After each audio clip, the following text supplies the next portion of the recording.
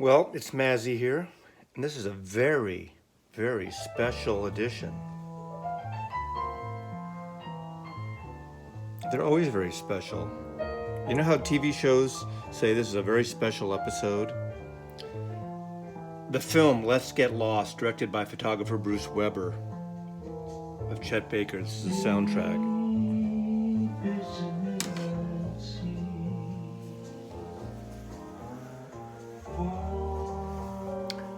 You want my hand over that? This is a special edition for a few reasons. Taken off for a week.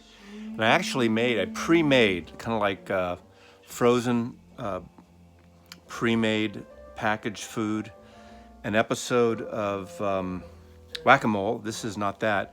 I pre-made an episode which I'll post while I'm on the road. But this is sort of just going through my records. And I'm going to show you again, there's an earlier video, and a lot of you people who've been following me recently probably haven't gone back in time to see my Martini video. So I'm going to play Mixologist, Mazzy the Mixologist right now. And I pre-made some of it already so I wouldn't waste time. But I'm going to show you my records and be your mixologist and tell you how to make the perfect martini. First of all, a martini is always made with gin. That's a martini. If you want vodka, you order a vodka martini, and if you order a vodka martini, you're kind of an amateur. But anyway, I'm not going to judge. And you need to basically put ice in. Now you can shake it or stir. I'm not going to get into the whole philosophy of shaken or stirred, that we all have heard that quote by James Bond, and I think he does both actually. And when I go to a bar, I let the bartender decide. If he asks me what I want, I say, hey, I'm at your bar, you make it for me. But I always specify gin. I don't specify it, but I want a gin martini. If he asks me, maybe he thinks I'm an amateur. But anyway, so I have lots of gins I like. My two preferences main are Bombay Sapphire and Hendrix. But there are other ones occasionally I drink too. So pour ice in the shaker, a little gin, a very hint of dry vermouth. I like it dry, so I hardly put it in. In fact, some people will pour the vermouth in the glass, swirl it around, and dump it. So I already loaded it in here.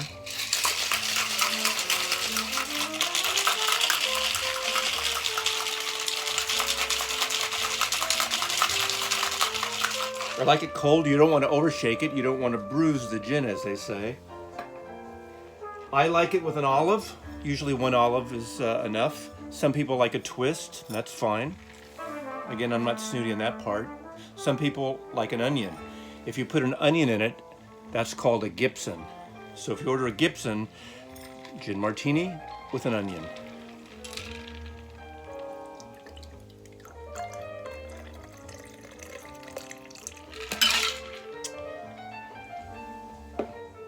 So I like it when it's really cold like that, and you can see that.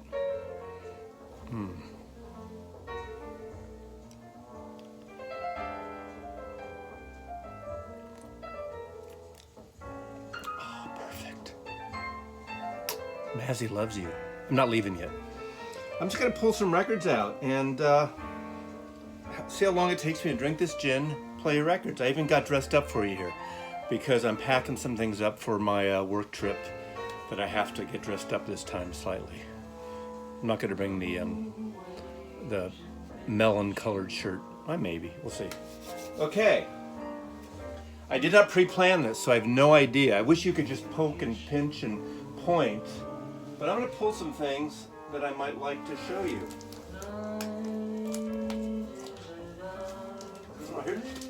Okay, here's two right off. Original UK of the Unhalf Bricking by Fairport Convention. Big fan of Fairport Convention, and this is the one that a lot of VC members don't always show you. They always show you Leaving Lage, this one, which is the better album, definitely. The classic, an album you need if you like British folk rock or, you know, great record. But this is a wonderful album as well. And right next to it was Of Rivers and Religion, John Fahey and his orchestra. John Fahey, great guitar player. A true original. Nothing else to say about that. I actually have not a lot of John Fahey, but more John Fahey. You probably notice I like a lot of acoustic-based music. I like punk music. I like rock and roll. I'm not a heavy metal guy. Just not a metal guy. However, I do like two of my favorite VC videos series to watch are The Metal Theologian, his ongoing just rants about music. He does pull in some jazz. I have no idea what he's talking about half the time in terms of these sort of South American and Russian metal things. And Mr. Cosmic Vinyl, a lot of metal stuff. But I just like, I like his attitude. It's fun stuff. But I digress, as I say, as Mazzy says. What else do you want to see?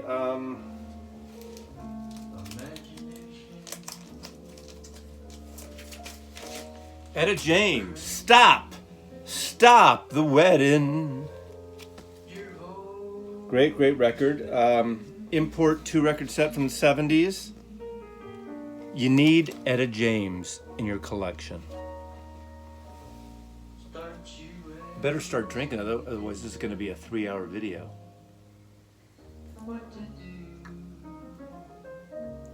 You don't gulp martinis either. Slap it, baby. Okay, let's see.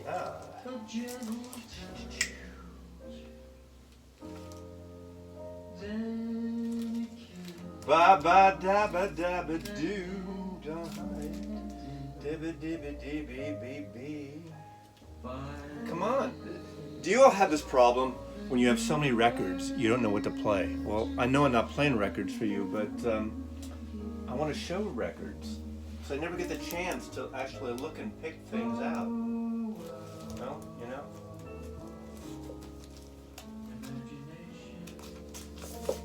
A band I love, Little Feat. I got them all, Little Feat. And then from here on, it was all the Neon Parks, the artists that did all these album covers. But look at this stuff. Aren't these great? Lowell George and Little Feat. Underrated band. Don't you love that Warner Brothers stuck with them?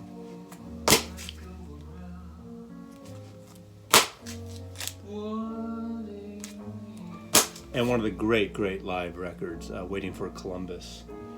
I saw them at Winterland once. Great fucking band. I do have, let's see.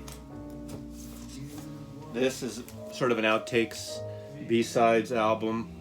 And then here's another promo copy of Down on the Farm. Released after Lowell died. Lowell George. Great slide guitar player, rock and roll guitar player. You know, what a great band. Jesus Christ, what a great band. One of the great live bands of the 70s. You know, if you don't have Little Feat, you need some Little Feat. Literally.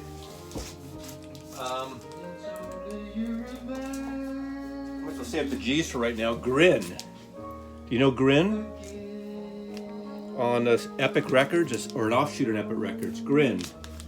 You know Grin, or at least you know who was in Grin. Two brothers, one of which was Niels Lofgren. Niels Lofgren, who later went on to make some amazing solo records. And then, of course, joined the E Street Band, Bruce Springsteen. But Niels Lofgren, short guy, when you used to see him live in clubs, he used to do a backwards flip while playing his guitar. And here are Niels Lofgren, Grin. These two are probably his best solo albums.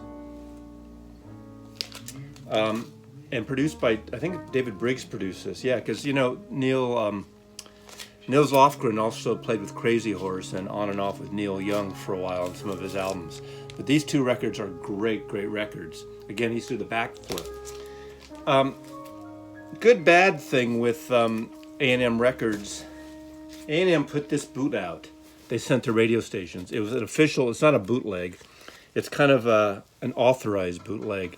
And it was a live record of him in, was it LA? I forgot where it was. It was probably LA.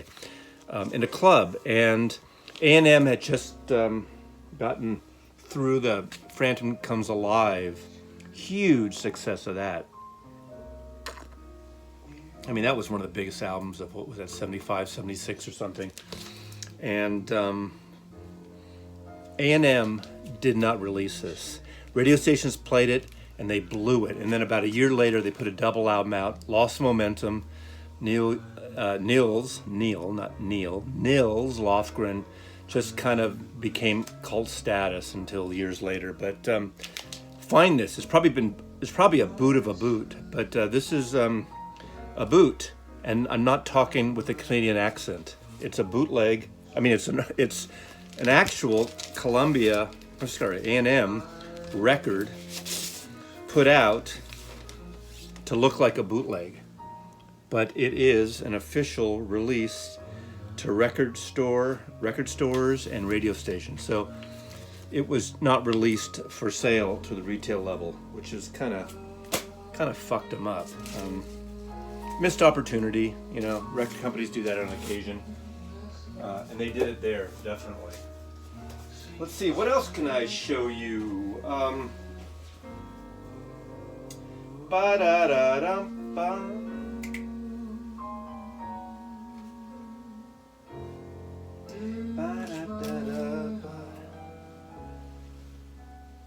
Just enjoy the music, and I'll enjoy my martini.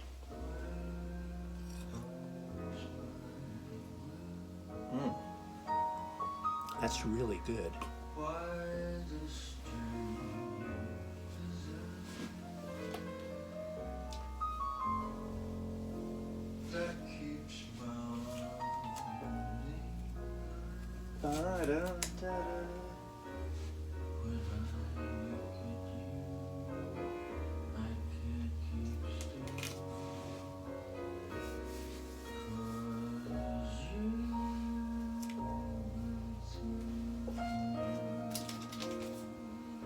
Okay, well,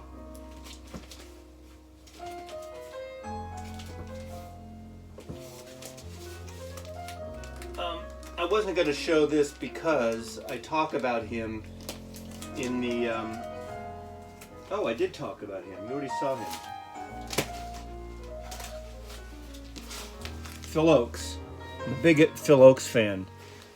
One of the ultimate protest singers. I ain't marching anymore. I don't want to say a protege of Dylan because he was around that time. There was sort of this love-hate relationship. The big rumor, which apparently wasn't a rumor, that once Bob Dylan kicked Phil Ochs out of his limousine. But he was really into protest songs. A socialist by heart. Tragically hung himself years later, but made a wonderful series of folk protest records for Elektra Records. Phil Ochs in concert. This is an early Songs for Broadside.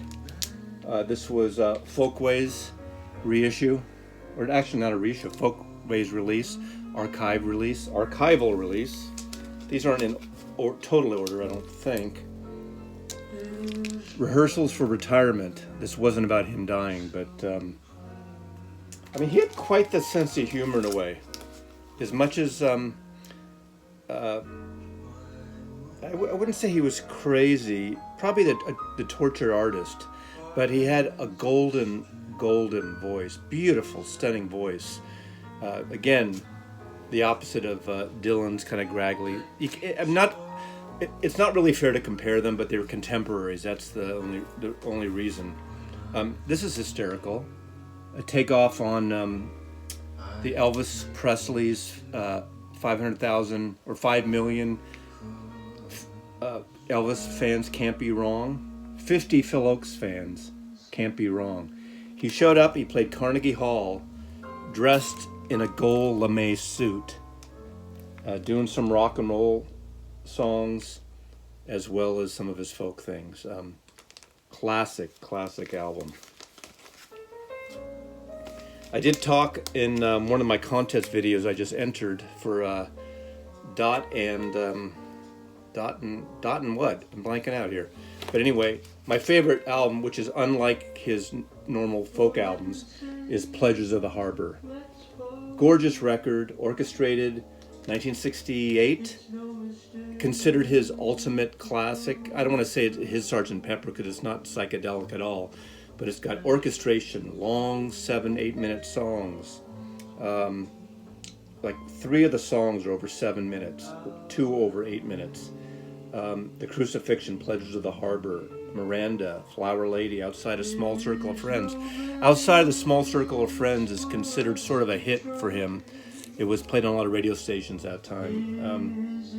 But gorgeous record, Lincoln Mayorga on piano all over this, and it's just a stunning record. And I suggest this first. It might not be everyone's cup of tea, but it's one of my all-time favorite records. Canadian issue. Canadian A&M, only came out in Canada. Another live record. This is, After Death record. Some alternate versions, outtakes. This came out in the 80s, 1986, I believe. And then this, if you need an introduction and you don't want to go all the way in, and you just want to date but not take them home at night and have your way, is this album, Phil Ochs, Chords of Fame. It's an A&M comp, 2 record greatest hits in a way. Again, you can't call it greatest hits, it's the best of. But Phil Ochs, baby. His brother Michael Ochs, you may have heard of, those of you have heard of, you probably see a lot of record albums and magazines and books. It says Phil Ochs Archives, the Michael Ochs Archives.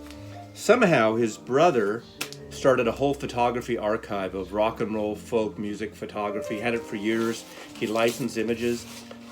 Being a photo agent, I always wonder how he got rights to all this stuff, or if he just gathered together and copyrighted himself. I don't want to get too technical, but I think he finally sold the archive to the Getty or something. But that's an interesting question, and a question I ask every once in a while. Okay, put those away later. I don't want to repeat myself on previous showings. Ba-da-ba-da-ba-da.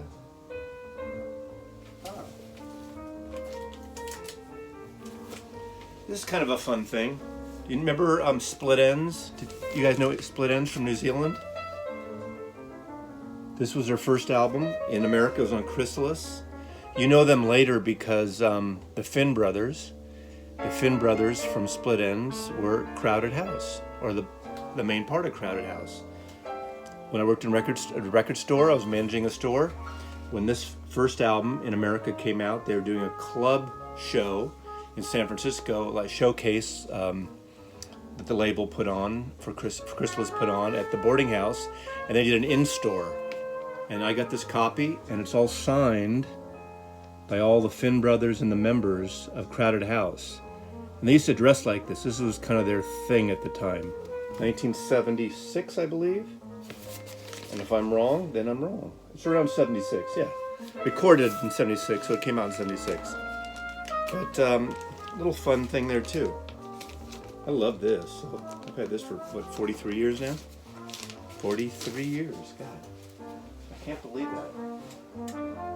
Okay,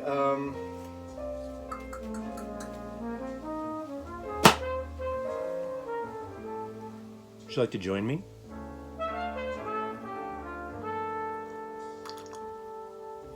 Am I acting too snooty drinking martinis instead of... I do like beer, dark beer. and things, but I just, come on. You're in Mazzy's house. I'm pouring you a martini. Just don't ask for fucking vodka martini. You can have vodka screwdriver on a for brunch. Okay, ba-da-da-da-da.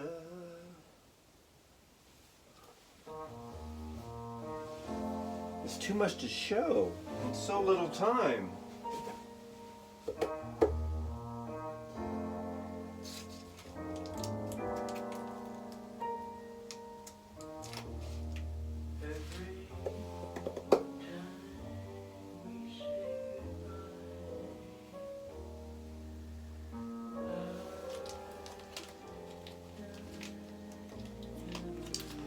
Hang with me, babe.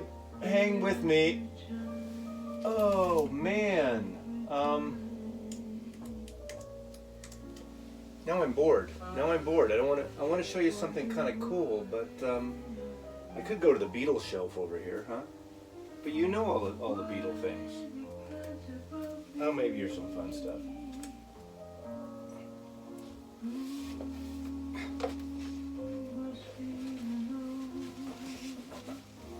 Some Lennon bootlegs. Now everybody has it on a hard drive, but before that, the Lennon tapes. Lennon tapes, volume 14, volume 13.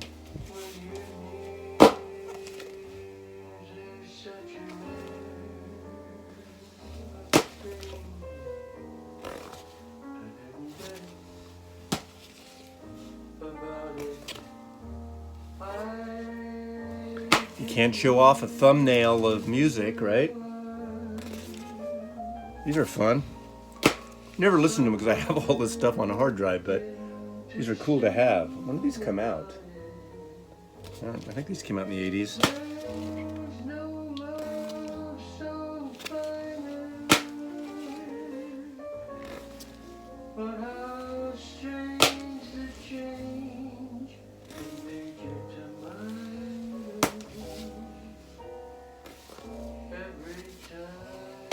If this is too long for you, you can switch over to MSNBC or CNN or Fox and read about the stock market today or something else. But there you go. Okay, I think I'm about finished here. And I'm not even finished with my drink. So, any requests?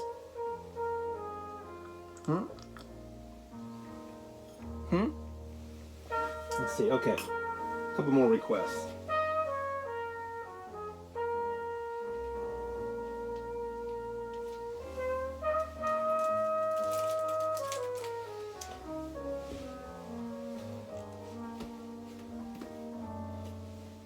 Bob Dylan box sets, bootleg series.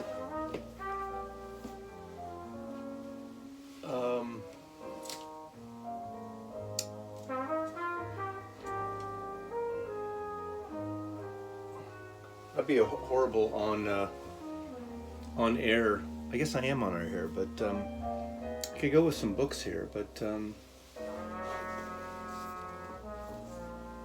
May Pang's book of John Lennon photographs, Polaroids.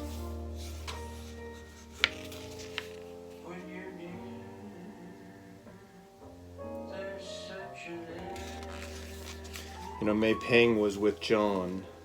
Yoko kind of set it up. But during his Lost Weekend in LA, where he hung out, got drunk, drugged with Harry Nilsson, Ringo Starr, Keith Moon, his Lost Weekend.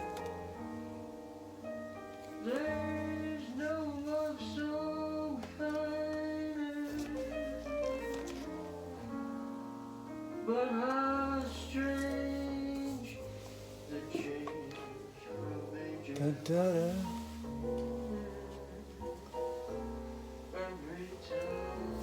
Here's a clipping of a Beatle bedsheet. Sold, cut up and sold by Junior Achievement. 1964. From the Hilton Hotel in San Francisco where the Beatles stayed. when they first came to San Francisco and played the Cow Palace.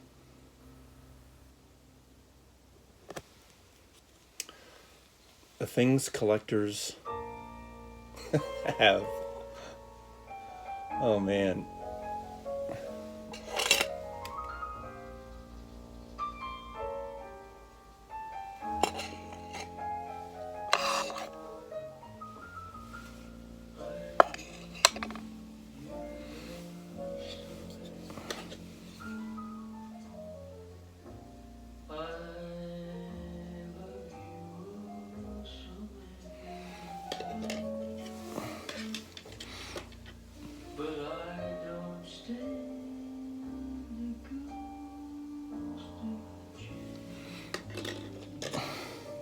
This is the perfect video to put on when you're trying to fall asleep, right?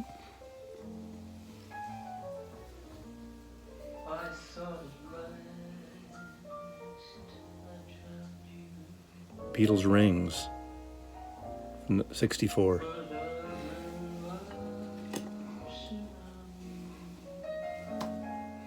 I'm amused.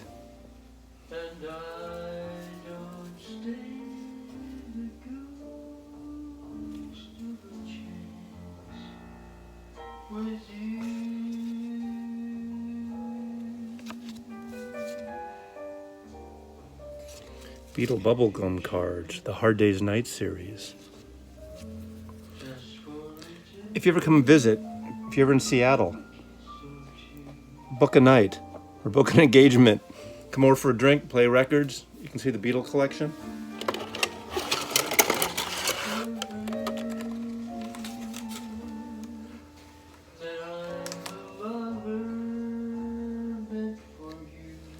George Harrison.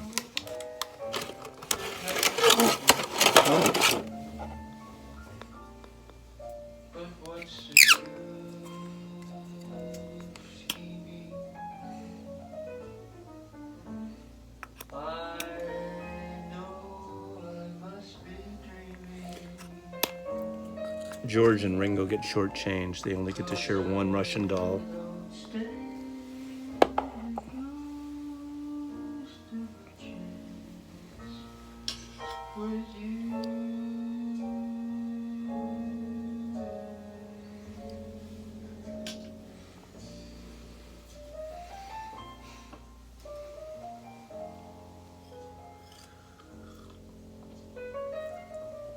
I'm just stalling for time now. I'm going to wind this down in 2 minutes at 30.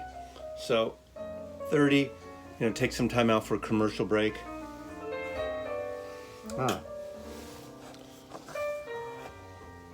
iMagazine, issue number 1. I have every issue of this magazine. Came out in 1968, I believe. And it was, they were trying to kind of get the pop young market culture. I think it was put up by Condé Nast, who does Vogue and those kind of magazines. The Hearst Corporation, actually. I'm sorry. They went, and I bought every issue for some reason. How much? They were 50 cents an issue. Has mostly catered toward young women, obviously because of the ads, but very pop culture magazine. iMagazine. Bob Dylan. Oh, there's posters in it. I don't have my posters anymore. I remember having the Dylan poster, and I think I had it in my bedroom when I was 14. But I could do a whole episode on this Beatle collection here, right? Would you watch? Let me know.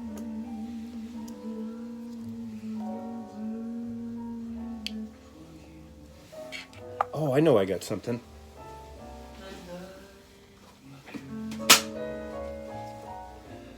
John and Yoko, Love and Peace condoms for pleasure.